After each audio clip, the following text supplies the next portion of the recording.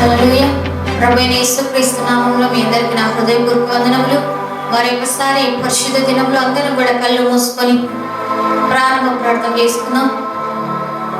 స్తోత్రములు స్తోత్రములు స్తోత్రములు స్తోత్రములు స్తోత్రములు తండ్రి, పరిశుద్ధుడా పరిశుద్ధుడా పరిశుద్ధుడా పరిశుద్ధుడా, గొప్ప దైవ, గొప్ప కార్యములు, అద్భుతములు, ఆశ్చర్యములు మా జీవితాల్లో జరిగిస్తున్నా మా పరలోకపు రాజా, నీ ఘనమైన పరిశుద్ధమైన నామమును బట్టి వేలాది వేల వందనములు, స్తుతులు, స్తోత్రములు చెల్లిస్తున్నాం నైనా. ఈ వారం అంతట్లో మమ్మల్ని ఎంతగానో కాచి కాపాడి ఏ అపాయము మాకు సంభవించకుండా దేవా నీ రెక్కల చాటున మమ్మల్ని భద్రపరిచి మరొకసారి ఈ పరిశుద్ధ దినాన్ని మీరు మాకు అనుగ్రహించిన విధానాన్ని బట్టి నీకు వందనములు, స్తుతులు, స్తోత్రములు చెల్లిస్తున్నాం నైనా.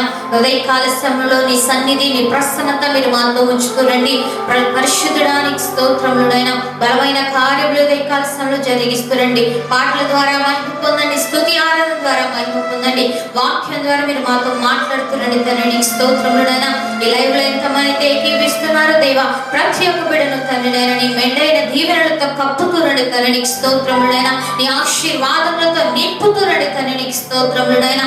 అయా ఈ జరవైపుడికి అంతట్లో ఆదరించి అంతవరకు ఈ యొక్క పరిశుద్ధాత్మ నడిపింపులు జరిగించుకొని మీరు మాత్రమే మహిమ, ఘనత, ప్రభావములు పొందుకుంటున్నామని యేసు నామములో అడిగి ప్రార్థించి వేడుకొంచున్నాం తండ్రి. ఆమేన్. హల్లెలూయా. అందరం కూడా పాట పాడుకొంచు దేవాది దేవుని స్తుతిద్దాం. నాతో కలిసి పాడుచు చప్పట్లు కొడుతూ దేవుని నామాన్ని స్తుతిద్దాం. అందరం కూడా పాట పాడుకుందాం. నా నీతి సూర్యుడా, భువి నీళ్ళు యేసయ్యా, సరిపోర్చలేరు నీతో గనులైన వారిని అంటూ పాట పాడుకొంచు దేవాది దేవుని స్తుతిద్దాం. హల్లెలూయా హల్లెలూయా హల్లెలూయా. యేసయ్యా నీకు స్తోత్రం.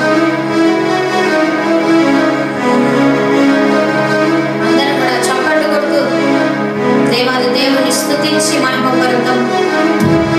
Thank you Jesus. Hallelujah hallelujah. Thank you holy spirit of God.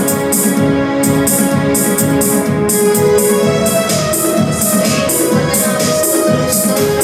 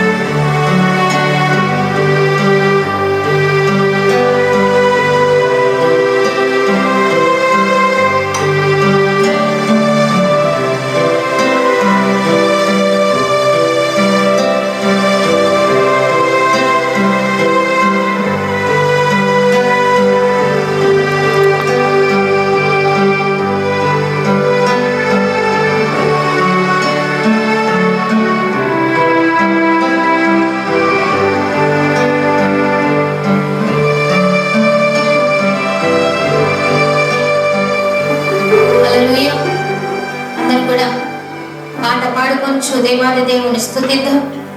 నేను స్తుతించిన చాలు నా బ్రతుకు దినములో, నేను పొగడిన చాలు నా గుండె గుడిలో. అందరూ వచ్చిన పాట పాడుకుంటూ దేవాది దేవుని స్తుతిద్దాం. హల్లెలూయా, స్తోత్రం. Thank you Jesus. హల్లెలూయా. నేను స్తుతించిన చాలు నా బ్రతుకు దినములో, నేను పొగడిన చాలు నా గుండె గుడిలో. నేను స్తుతించిన చాలు నా బ్రతుకు దినములో, నేను పొగడిన చాలు నా గుండె గుడిలో. ఉన్నా లేకున్నా నా స్థితిగతులే మారినా, ఉన్నా లేకున్నా నా స్థితిగతులే మారినా, నీ సన్నిధిలో ఆనందించే భాగ్యమున్న చాలు, నీ సన్నిధిలో ఆనందించే భాగ్యమున్న చాలు. నేను స్తుతించిన చాలు నా బ్రతుకు దినములో, నేను పొగడిన చాలు నా గుండె గుడిలో. నేను స్తుతించిన చాలు నా బ్రతుకు దినములో, నేను పొగడిన చాలు నా గుండె గుడిలో. స్తుతులకు పాత్రుడవు నీవేనయ్యా, స్తోత్రార్హుడవు నీవేనయ్యా. Thank you Jesus.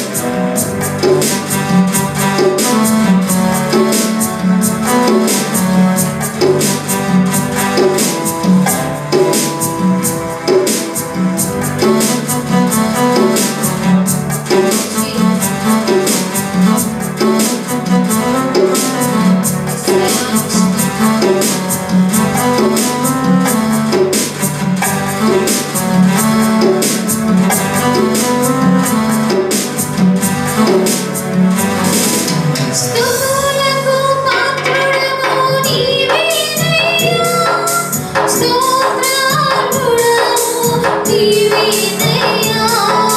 స్తుతులకు పాత్రుడవు నీవేనయ్యా, స్తోత్రార్హుడవు నీవేనయ్యా. నీవేనయ్యా నాకు నీవేనయ్యా, నీవేనయ్యా నాకు నీవేనయ్యా, నీవేనయ్యా నాకు నీవేనయ్యా, నీవేనయ్యా నాకు నీవేనయ్యా. నిన్ను స్తుతించిన చాలు నా బ్రతుకు దినములో, నిన్ను పొగడిన చాలు నా గుండె గుడిలో.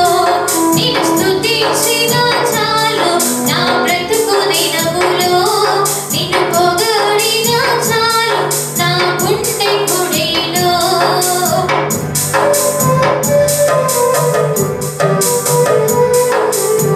Thank you Jesus. ప్రేమ స్వరూపుడవు నీవేనయ్యా, మహిమకు పాత్రుడవు నీవేనయ్యా. యేసయ్యా నీకు స్తోత్రం.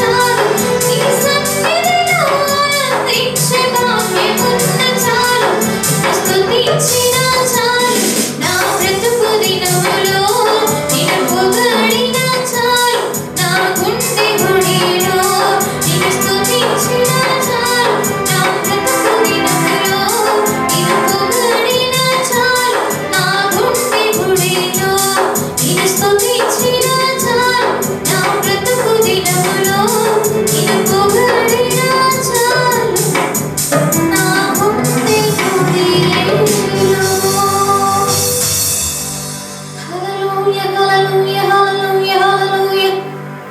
పరిశుద్ధుడా నీకు వందనాలు వందనములు వందనములు వందనములు. Thank you Jesus. Hallelujah hallelujah hallelujah. Holy spirit of God. Hallelujah hallelujah. ఆరాధ్య దైవమా నీకు స్తోత్రములు. ఆశ్చర్యకరుడా నీకు వందనములు వందనములు స్తుతులు స్తోత్రాలయ. గొప్ప దేవా నీకు వందనములు స్తుతులు స్తోత్రాలు.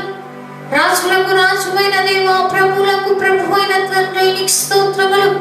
ధవలవర్ణుడా రత్నవర్ణుడా 10,000 అతికాంక్షణుడైన మా గొప్ప తండ్రి నీకు స్తోత్రములు వందనములు చెల్లిస్తున్నామయ్యో.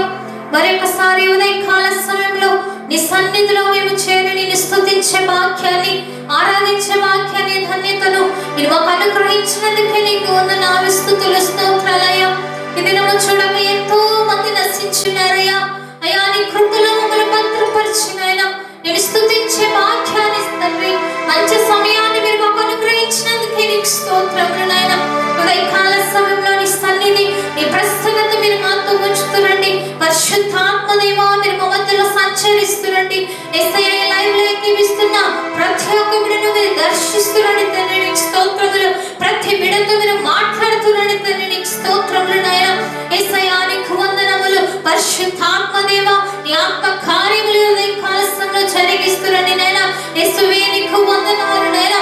ఆశ్చర్యములు అద్భుతములు మహత్ కార్యములు ఉదయకాల సమయంలో మీరు మా జీవితాల్లో జరిగిస్తురండి తండ్రి నీకు స్తోత్రములు నాయనా. అయ్యా నీకు వందనాలు స్తోత్రాలు నాయనా. యేసయ్య కరోనా వ్యాధి నుంచి ప్రజలను విడిపిస్తురండి తండ్రి నీకు స్తోత్రములు నాయనా. మా దేశాన్ని స్వస్థపరుస్తురండి తండ్రి నీకు స్తోత్రములు. నీ గాయపరిచిన హస్తం చేత ముట్టండి తండ్రి నీకు స్తోత్రములు. గొప్ప కార్యాలు మీరు మా జీవితాల్లో జరిగించండి నాయనా. విడుదల కార్యములు మహత్ కార్యములు నీ ఆత్మ కార్యములు ఉదయకాల మీరు జరిగిస్తున్నాడు నాయనా. యేసువే నీకు వందనాలు. ఇంతవరకు పాటల ద్వారా మహిమ పొందినారు స్తోత్రాలు. వాక్యంలోకి వెళ్ళబోచుండగా నీ దైవదాసుని నిలబెట్టి తండ్రి ఏ వాక్యం మాకు అవసరమై ఉంటున్నదో దేవా ఆ వాక్యం ద్వారా మీరు మాతో మాట్లాడుతున్నాము నడుతున్నాం తండ్రి నీకు స్తోత్రములు నాయనా. యేసయ్య వాక్యం ద్వారా మీరు మాతో మాట్లాడినైనా మీరే మహిమ ఘనత ప్రభావాలు పొందుకుంటున్నామని యేసు నామములో అడిగి ప్రార్థించి వేడుకొచ్చినాం తండ్రి. ఆమేన్.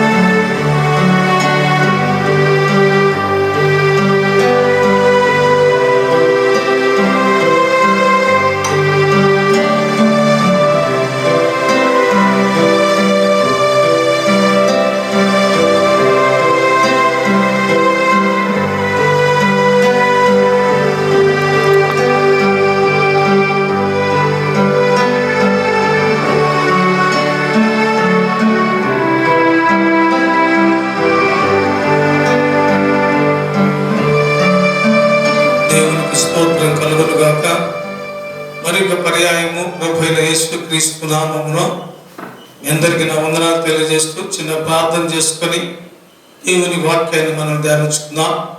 కళ్ళు వచ్చి కళ్ళు మూసుకోనండి. మహోన్నతుడా పరిశుద్ధుడా ప్రేమ కలిగిన మా తండ్రి దయ కలిగిన మా యేసయ్య నీ పరిశుద్ధమైన ఘనమైన నామానికి స్తోత్రాలు చెల్లిస్తున్నాం. ఈ ఉదయకాల సమయంలో ఈ లైవ్ ద్వారా మీరు నాయన నాతోను ప్రజలతో మాట్లాడండి, బలపరచండి, ప్రతి ఆటంకములు తొలగించండి. యేసయ్య నీ కృపతో నింపి మహిమ పొందమని అనేక మంది హృదయాలలో నీ వాక్యం పనిచేయనట్టుగా సహాయం చేయమని యేసుక్రీస్తు నామములో అడిగి వేడుకొనుచున్నాము తండ్రి. ఆమేన్. ప్రభునందు ప్రేమైన దేవుని బిడలారా, ఉదయకాల సమయంలో దేవుని వాక్యమును మనము ధ్యానించుకుందాం. వాక్యములో మనం చూస్తే ఇర్మియా గ్రంథం 23వ అధ్యాయము 29వ వచనాన్ని నేను చదువుతాను. దేవుని వాక్యము అంటే ఏమిటి? దేవుని వాక్యము దేనితో పోల్చారు బైబిల్లో అని మనం గమనిస్తే, ఇక్కడ నా మాట అగ్ని వంటిది కాదా, బండలు బద్దలు చేయు సుత్తి వంటిది కాదా. దేవుని వాక్యము అంటే చాలా మంది నిర్లక్ష్యం చేస్తూ ఉంటారు. ఆదివారం మాత్రం బైబిల్ తీసుకుని వచ్చి ఆ ప్రార్థనలో వాక్యాన్ని చూసి మధ్యలో వారం అంతా వాక్యాన్ని బైబిల్లో పక్కన పెట్టేసి మళ్ళీ వారమాపతి జ్ఞాపకం చేసుకుంటూ ఉంటారు కొందరు. అయితే ఈ వాక్యము మనం ప్రతి దినము కూడా ఈ వాక్యాన్ని మనం చదువుతూ ఉండాలా, ధ్యానిస్తూ ఉండాలి. ఎందుకంటే ఈ వాక్యం అనేది ఎటువంటిదిరా అంటే అగ్ని వంటిది. ఇర్మియా పట్టుకుంటాడు, దేవుని వాక్యము అగ్ని లాంటిది. మన దేవుడు కూడా దహించు అగ్ని అయి ఉన్నాడు. హెబ్రీయులకు రాసిన పత్రికలో ఉంది, దేవుడు ఏమై ఉన్నాడు అంటే అగ్ని. మన దేవుడు దహించు అగ్ని. వాక్యము అగ్నితో పోల్చారు. అగ్ని ఏం చేస్తుందంటే కాల్చివేసేది. మనము వాక్యము చదువుతూ ఉన్నప్పుడు, వాక్యమును ధ్యానిస్తూ ఉన్నప్పుడు మనలో ఉన్నటువంటి ఈ పాపము, మనలో ఉన్న చెడు ఆలోచనలను అది ఏం చేస్తుందా అంటే కాల్చివేస్తుంది. కాబట్టి బైబిల్లో మనం గమనిస్తే దేవుని యొక్క వాక్యమే దేవుడు.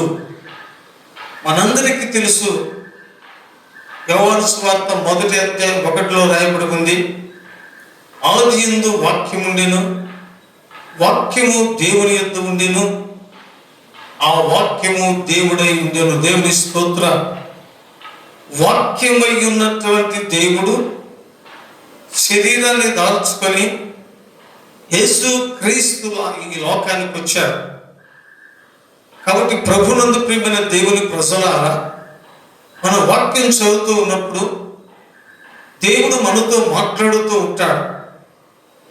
దేవుడు మనతో మాట్లాడడం అంటే వాక్యము ద్వారా మనతో మాట్లాడుతూ ఉంటాడు.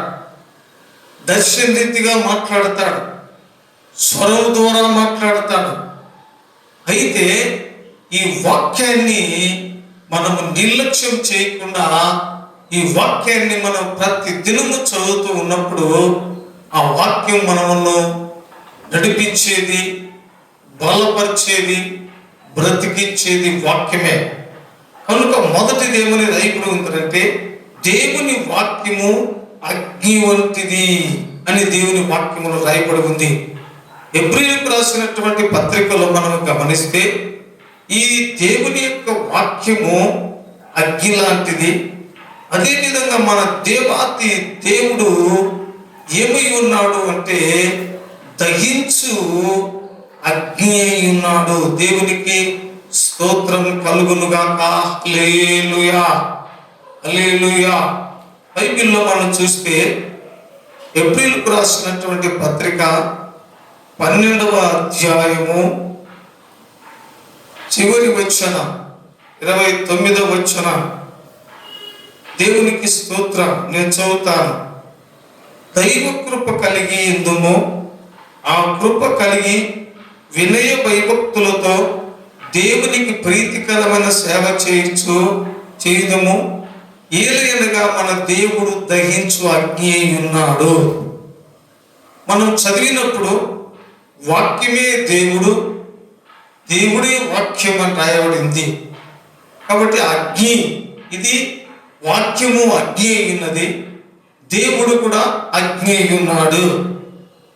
కాబట్టి ఈ దేవుని యొక్క వాక్యము మనం చదువుతున్నప్పుడు, ధ్యానిస్తున్నప్పుడు మనలో ఉన్న పాపం అనేది కాల్చివేసేది అని బైబిల్లో మనం చూస్తున్నాం. రెండవదిగా మనం బైబిల్లో మనం చూస్తున్నప్పుడు అది ఇర్మియా గ్రంథములో ఏమని రాయబడి ఉంది, వాక్యము శుద్ధి వంటిది అని బైబిల్లో మనం చూస్తున్నాం. బండను బద్దలు చేయి శుద్ధి వంటిది కాదా? అసలు ఎందుకు దేవుడు ఈ శుద్ధి వంటిదని, బండలను బద్దలు కొట్టేదని రాయబడి ఉందంటే, చాలా మంది హృదయాలు ఎన్ని సంవత్సరములైనా కూడా, ఎంత వయసు గతించిపోతున్నా కూడా హృదయాలను మార్చుకొనక, కఠినమైన హృదయాలు కలిగి, కఠినమైన మనస్సాక్షి కలిగి, మనసు మార్చుకోకుండా, పాపము వదిలిపెట్టుకోకుండా ఎంతో కఠినంగా జీవిస్తూ ఉంటారు. అలాంటి వారిని కూడా ఆ కఠినమైనటువంటి బండలాంటి హృదయాలను కూడా కరిగించేటువంటిది దేవుని వాక్యము. ఆ హృదయంలో ఉన్న బండను తీసివేసి బద్దలు చేసి ఆ మెత్తని హృదయముగా చేసేదే దేవుని వాక్యము. దేవునికి స్తోత్రం కలుగును గాక. బైబిల్లో మనం చూస్తే హెజ్కేలు గ్రంథములో రాయబడి ఉంది 36లో, ఇదిగో మీలో ఉన్న రాతి గుండెను తీసివేసి మాంసపు గుండెను మీకు ఇస్తానన్నాడు. ప్రభునందు ప్రియమైన దేవుని బిడ్డలారా, ఈ ఉదయకాల సమయంలో ప్రతి ఒక్కరికి ఉండేది మాంసపు గుండె.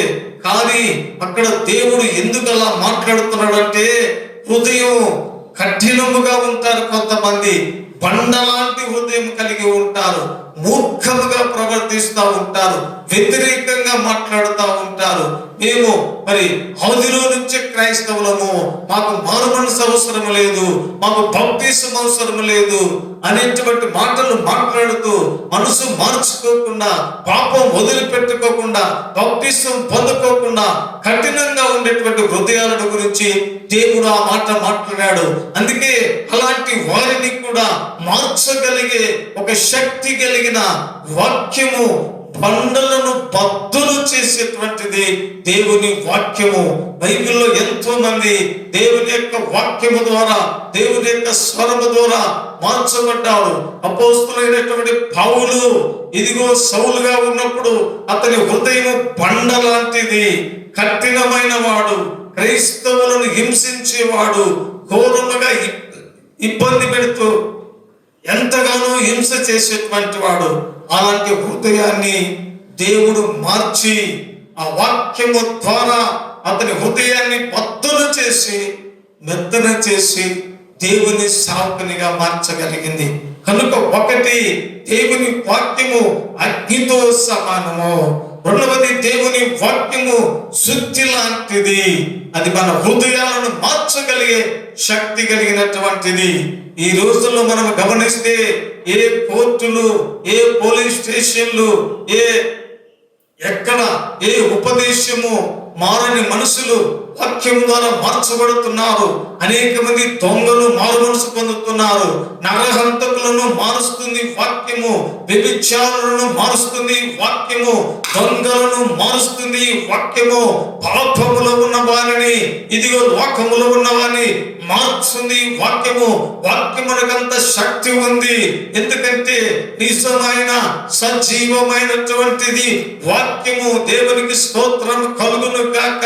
వాక్యం ఎలాంటిదంటే అది సజీవమైనది, దానిలో జీవం ఉన్నది, దానిలో శక్తి ఉన్నది, దానిలో బలం ఉన్నది. మనుషులను మార్చడానికి, పాపాన్ని తీసివేయడానికి, పరిశుద్ధతను కలగజేయడానికి ఈ వాక్యమునకు బలం ఉన్నది.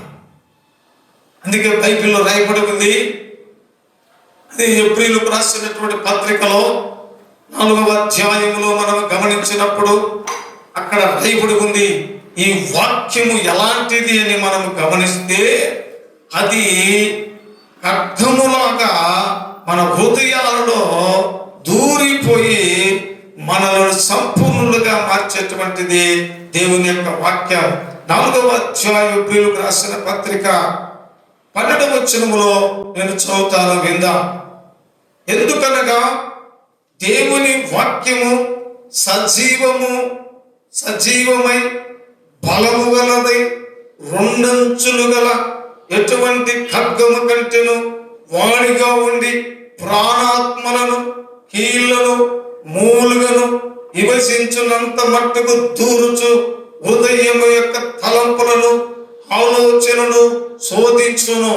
ప్రభునందు ప్రియమైన దేవుని బిడ్డలారా, మూడవదిగా దేవుని వాక్యము ఖడ్గము లాంటిది.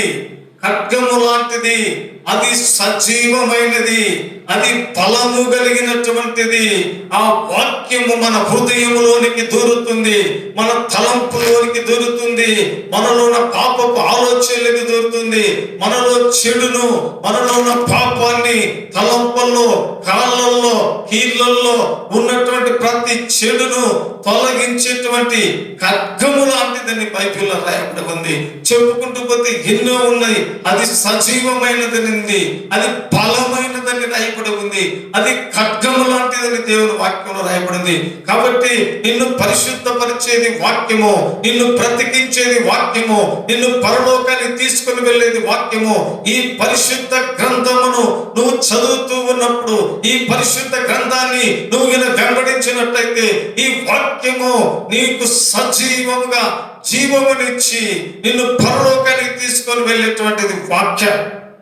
కనుక ఈ వాక్యాన్ని మనము ధ్యానించాలి, ఈ వాక్యాన్ని మనం చదవాలి, ఈ వాక్యాన్ని మనం అంగీకరించాలి. ప్రపంచంలో ఎన్నో గ్రంథాలు ఉన్నాయి, ప్రపంచంలో ఎన్నో పుస్తకాలు ఉన్నాయి, ప్రపంచంలో ఎన్నో విధాలుగా పుస్తకాలు రాయబడుతున్నాయి, రాశారు కూడా. అయితే వాటన్నిటికంటే శక్తి కలిగినటువంటిది, బలము కలిగినటువంటిది, సజీవమైనటువంటిది, పాపములను తీసివేసేటువంటిది, అన్యాయస్తులను, దుర్మార్గులను మార్చగలిగినటువంటిది ఈ పరిశుద్ధ గ్రంథమైన బైబిల్. ఈ వాక్యములకు అంత శక్తి ఉంది. ప్రాణ, ఆత్మ, శరీరాన్ని సమస్తము శుద్ధి చేస్తుంది. కొంతమంది పైకి బాగానే కనబడుతూ ఉంటారు, మరి హృదయంలో, ఆలోచనలో పాపాలు ఉంటాయి. దానిని కనుక్కోవాలంటే చాలా కష్టం. అయితే వాక్యం దగ్గరకు వచ్చినప్పుడు ఈ వాక్యం అనేది ఏం చేస్తుందంటే, మనలో ఉన్నటువంటి ఆ పాపాన్ని అంతా తీసివేసి, మనలో ఉన్న పాపాన్ని శుద్ధీకరించి పూర్తిగా పరిశుద్ధపరుస్తుంది. ఈరోజు సహోదరి, సహోదరుడా, నా మాటలు వింటున్న దేవుని బిడ్డలారా, ఇంకా నీలో ఎక్కడైనా హృదయంలో, ఆలోచనలో పాపపు తలంపులు, పాపం ఉన్నట్లయితే ఈ వాక్యము ద్వారా మీరు పూర్తిగా తీసివేసుకుని పరిశుద్ధముగా మార్చబడి ప్రభు రాకడకు సిద్ధపడవలసిందిగా మనవి చేస్తున్నా. ఒక చిన్న పాపమైనా సరే, ఒక చిన్న అబద్ధములే ఏమి అనుకోవద్దు, ఒక చిన్న పాపములే అనుకోవద్దు. ఒక చిన్న వ్యాధి మనిషిని లోపల ఒక పురుగులాగా తులసి చివరికి ప్రాణం తీస్తుంది. ప్రభునందు ప్రియమైన దేవుని బిడ్డలారా, బైబిల్లో మనం చూసినప్పుడు ఒక వాక్యములో ఏమంటుందంటే, దేవుని యొక్క వాక్యము మనకు వెలుగుగా ఉంటుంది, మనకు అది నడిపించేదిగా ఉంటుంది, అది మనల్ని బ్రతికించేదిగా ఉంటుంది. అందుకే 119వ కీర్తనలో పాపము నుండి మనల్ని విడిపించేదిగా ఉంటాయి. 119వ కీర్తనలో భక్తుడు అంటాడు, చూడండి అక్కడ రాయబడినటువంటి మాట. 119వ కీర్తనలో అక్కడ రాయబడి ఉంది, 11వ వచనములో రాయబడింది ఏమంటే, నీ ఎదుట నేను పాపము చేయకూడనట్లు నా హృదయములో నీ వాక్యమును ఉంచుకొని ఉన్నాను. దేవునికి స్తోత్రం. పాపము జరగకుండా ఈ వాక్యం అనేది మనము పవిత్రపరుస్తుంది. ఎవరి హృదయములో దేవుని వాక్యం ఉంటుందో వారు పాపము చెయ్యరు, పాపము జోలికి పోరు, లోకముతో సహవాసము చేయరు, పాపపు ఆలోచనలు ఉండవు. ఎందుకంటే వారి హృదయంలో దేవుని వాక్యం ఉంది. ఈరోజు కరోనా టైంలో మనం ఉన్నాం. చాలా మంది వ్యాక్సిన్ ఎందుకు వేసుకుంటున్నారంటే, ఆ వ్యాక్సిన్ వేసుకుంటే ఆ రోగము, కరోనా క్రిమి మనకు అంటదు అని. ఎందుకు? ఈ వ్యాక్సిన్ లోపల పోయి మంచిగా ఇమ్యూనిటీ పవర్ను పెంచి ఆ రోగిని చంపేస్తుంది. అలాగనే దేవుని వాక్యం మన హృదయంలో ఉంటే ఆ వాక్యము పాపం మనలోనికి రాకుండా పాపాన్ని చంపివేస్తుంది. దేవునికి స్తోత్రం. కనుక సహోదరి సహోదరుడా, దేవుని వాక్యములో ఉంది. ఈ వాక్యం ఎక్కడ ఉండాలి? ఈ వాక్యం మన హృదయంలో ఉండాలి.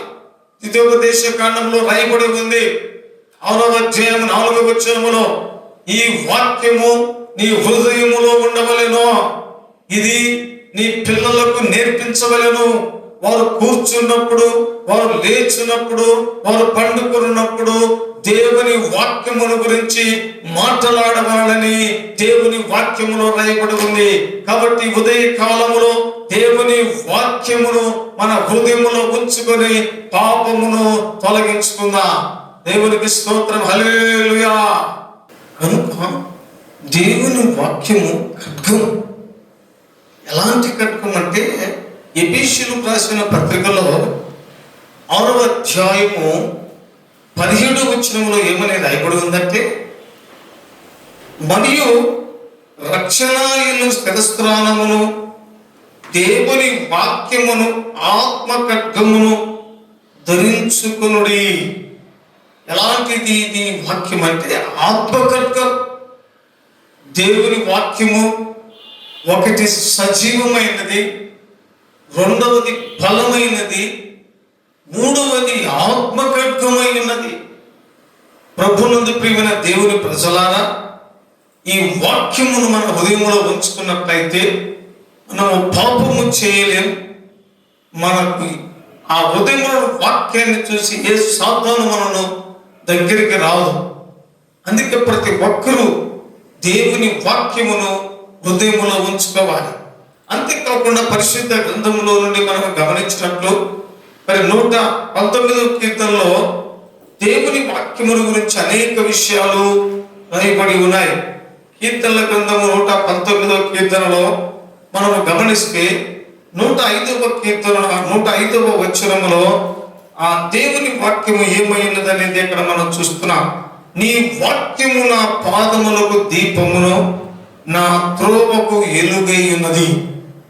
దేవుని వాక్యం ఏమై ఉన్నదంటే అది ఒక దీపము, అది ఒక వెలుగు.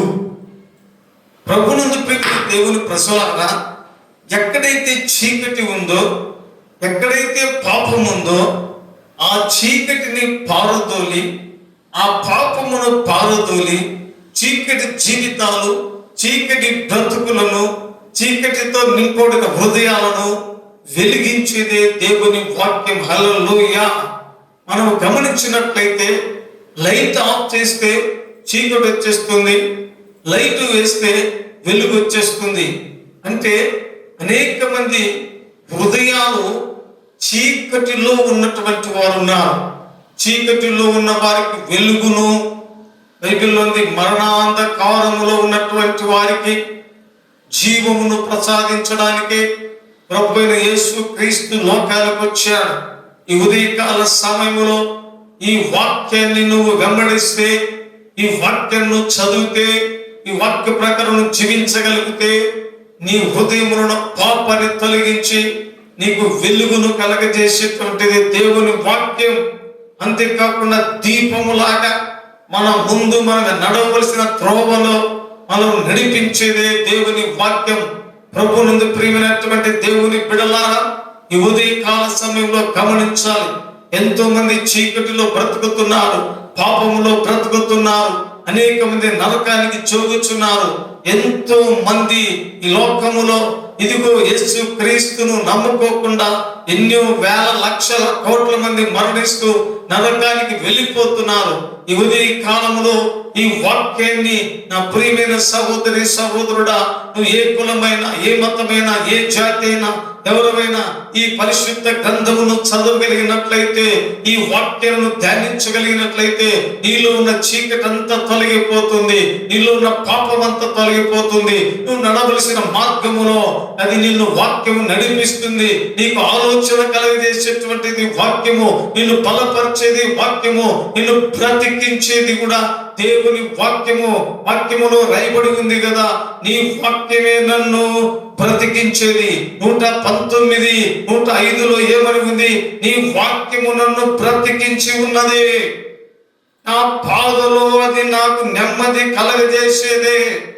ఈరోజు బాధల్లో ఉన్నావా? వేదనలతో ఉన్నావా? కన్నీళ్లతో ఉన్నావా? కృంగిపోయిన స్థితిలో ఉన్నావా? బలహీనుడిగా ఉంటున్నావా? నీ వారిని పోగొట్టుకొని నెమ్మది లేని స్థితిలో, కృంగిన స్థితిలో, కన్నీళ్లతో, వేదనతో, దుఃఖముతో ఉన్నావా?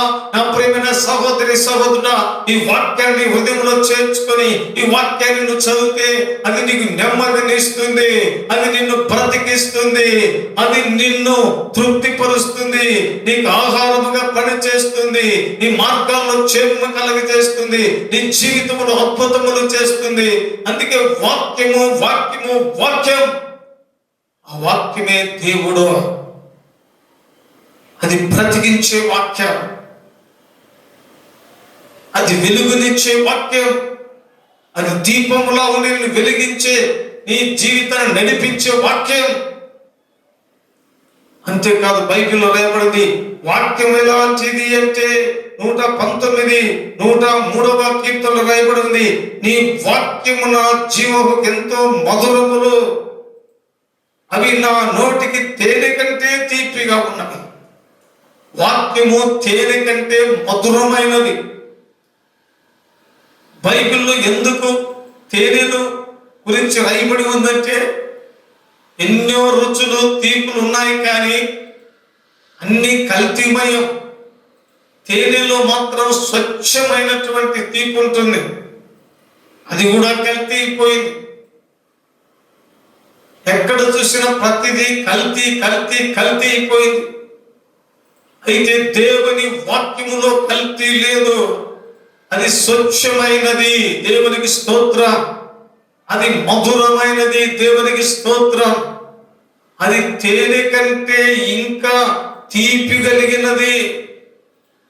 ప్రభునందు ప్రియమైన దేవుని బిడ్డలారా, వాక్యాన్ని చదువుతున్నప్పుడు, వాక్యాన్ని ధ్యానిస్తున్నప్పుడు ఆ వాక్యము నీకు తృప్తిని, నెమ్మదిని, ఆరోగ్యమును, క్షేమమును కలగజేసేది.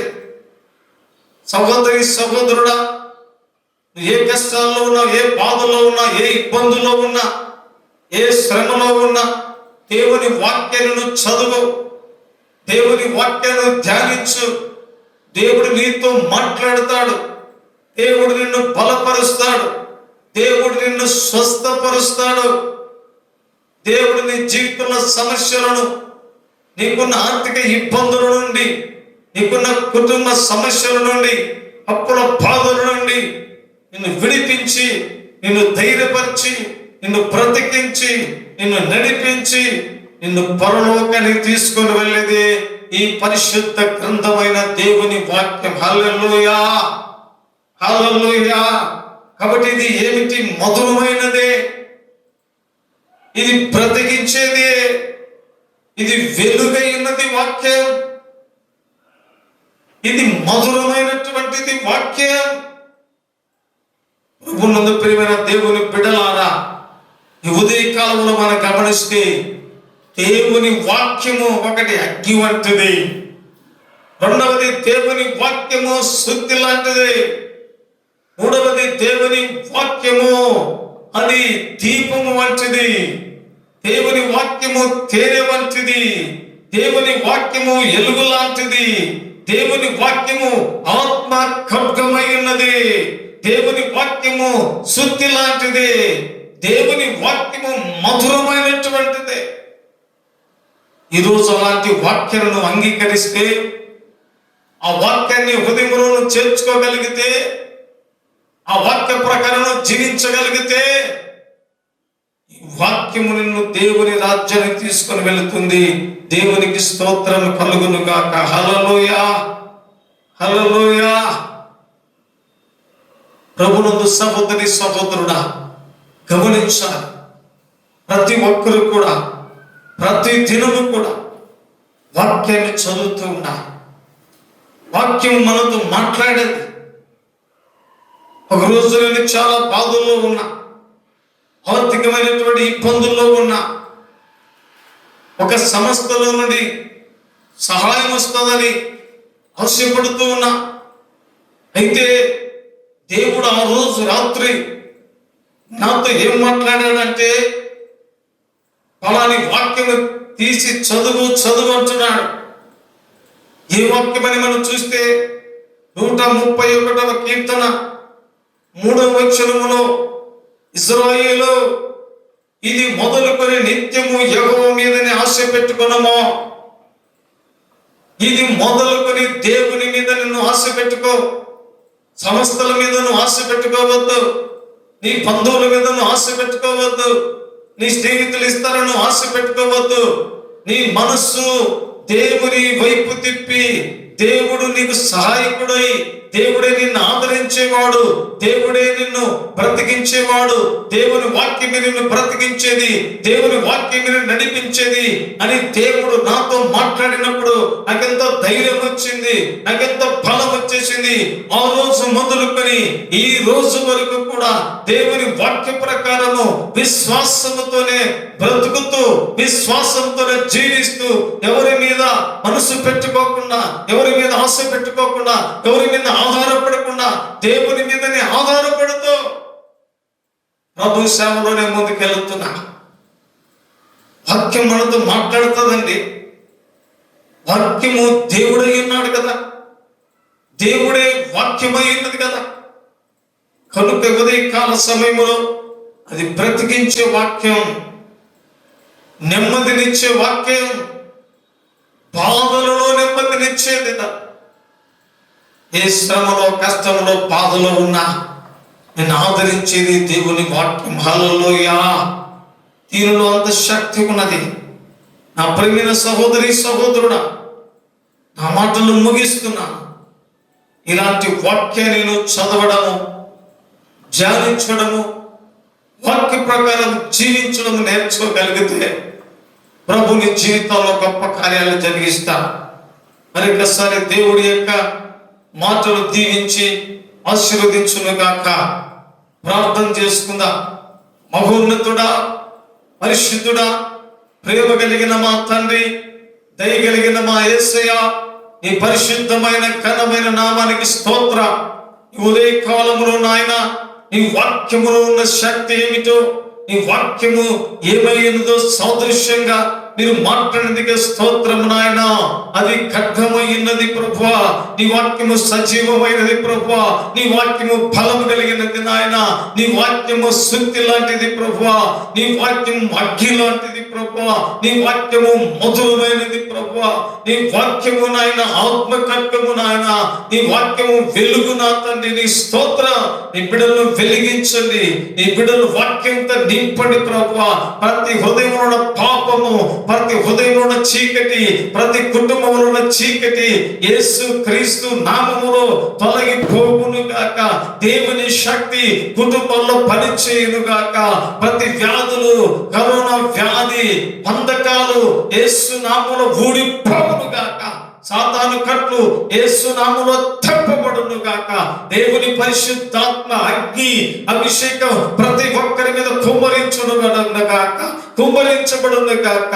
Feel them Lord. హల్లెలూయా. స్వస్థతలు ఇప్పుడే జరుగును గాక, అద్భుతములు జరుగును గాక యేసు నామములో, ఆశ్చర్యములు జరుగును గాక యేసు నామములో. మంచాల మీద ఉన్న వారు లేచి నిలబడుతురు గాక యేసు నామములో.